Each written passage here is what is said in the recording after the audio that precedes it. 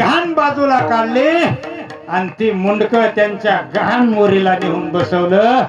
त्यांचा जे विष्ठा होते, मत्र मूल होतं, ते आमच्या विजयनगरच्या कृष्णदेवरायाच्या मुखातून खाली पडत होत. राजा हरपाल देव, जो राजा रामदेवरायाचा जावई होता, तो बंड करून उठला.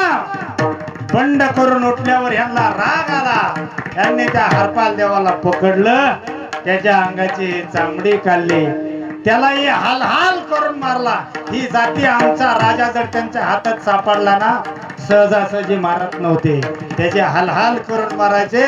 तो हरपाल देव देवगिरीच्या विशीवर, ज्याला आपण दौलताबादचा किल्ला म्हणतो, ज्याला आता आपण संभाजीनगर नाव दिलं, ते औरंगाबाद जे संभाजीनगर आहे, तिथं त्या वेशीवरती राजा हरपाल देवाला टांगलं.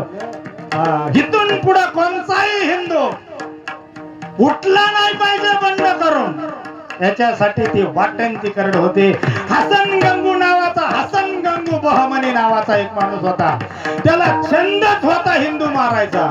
मी माझ्या मनचं सांगत नाही, एकदा इतिहास वाचून बघा. मला कोणाला भडकून द्यायचंय म्हणून सांगत नाही, आणि इतिहास वाचून मला सांगतो. आमचा इतिहास सुद्धा आम्हाला मोकळ्या मनाने सांगून देत नाहीत, कारण हिंदू मुस्लिमात तेढ लागण म्हणतात आणि युद्ध पेटत. अरे आमचा इतिहास तरी आम्हाला मोकळ्या मनाने सांगून द्या. त्याच्यावर सुद्धा बंधन घालतात. हा इतिहास आहे. आणि आमचा राजा पेटून उठला, एक ठिणगी इथं पेटली, भगवा वादळ निर्माण झालं. आणि अशी पोरं रिपीटेटिव्ह गोळा केली.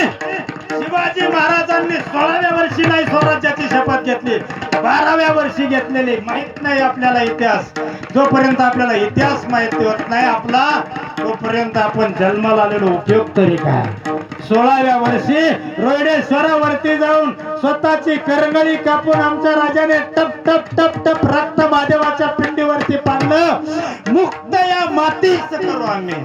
या मातीला मुक्त करण्यासाठी स्वतःचं रक्त वाहू बनवून बेलफुलाची शपथ वाहिली. आणि तिथून पुढे स्वराज्य हळूहळू वाढलं. त्याच्यामध्ये अनंत अडचणी आल्या. त्या अडचणी